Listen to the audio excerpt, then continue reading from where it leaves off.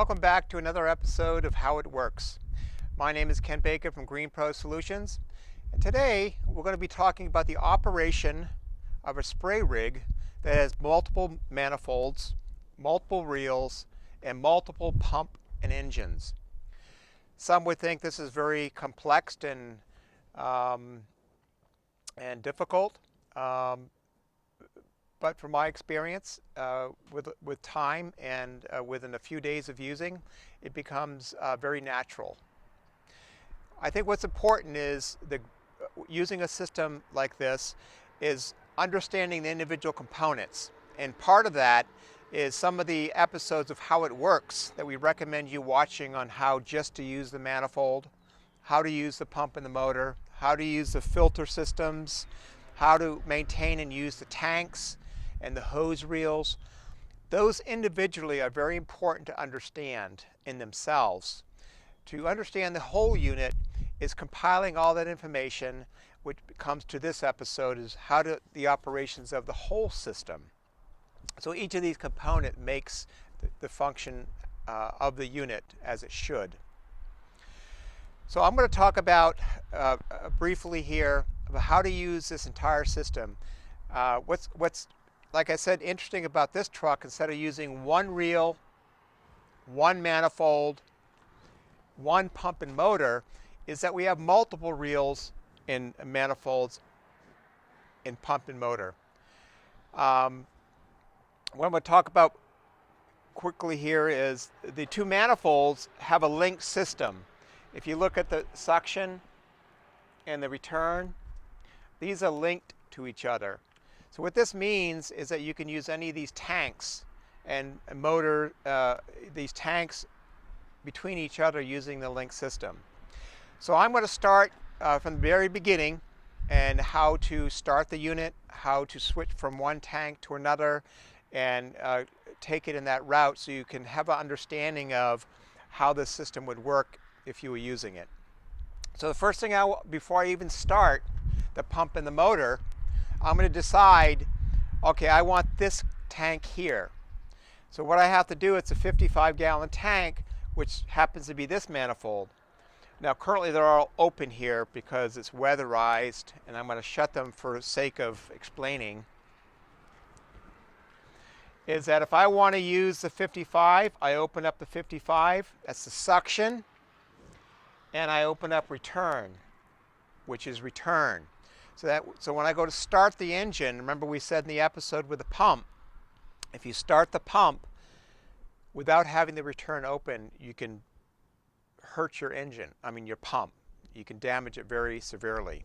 So it's going to suck in the product from the 55-gallon tank, and it's going to submit it back into the 55. Now, say if you didn't want to do that, you want to put it into the 150. So you do the 150, and you return it to the 150. You can do that too, as long as you have something open and some place for it to go. Next step I'd go over is my filter. In some cases, a filter may be closed because you changed at the end of the day, you cleaned your filter. This is probably the number five reasons why a system doesn't work and I get a phone call. They forget to open this back up because this allows the product from the tank to go through the filter, through the pump, and back. If you have this closed, you can't do that.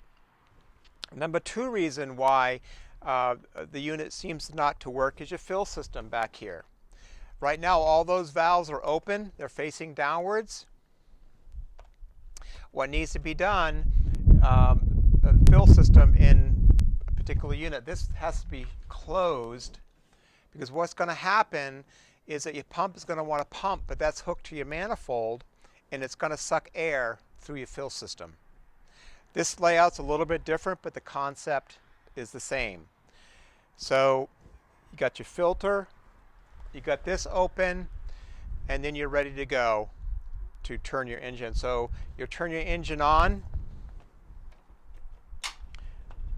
so your engine's running, and it'll cavitate a little bit, it'll shake a little bit, and finally you'll get to see some of the clearer hoses. What I usually do is I take a flashlight, as I go up to the line, and I put a flashlight to it.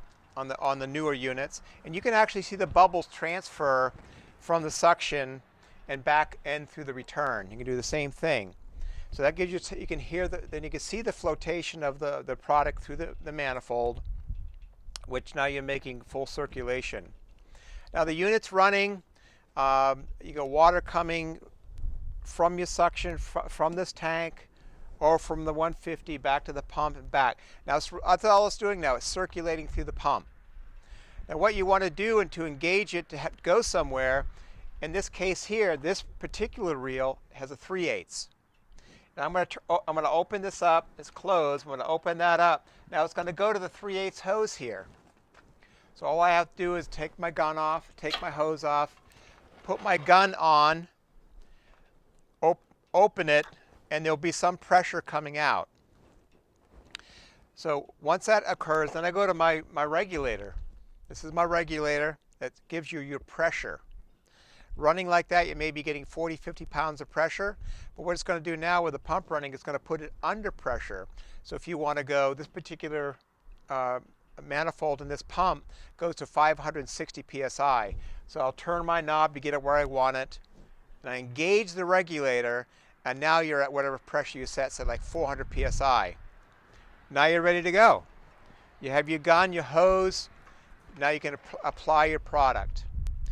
Now when you're done with your product, the first thing you need to do is disengage your regulator.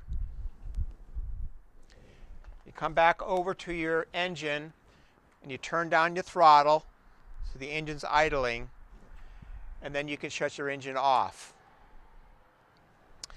So this is the first phase, part one of how to operate a multi-system unit.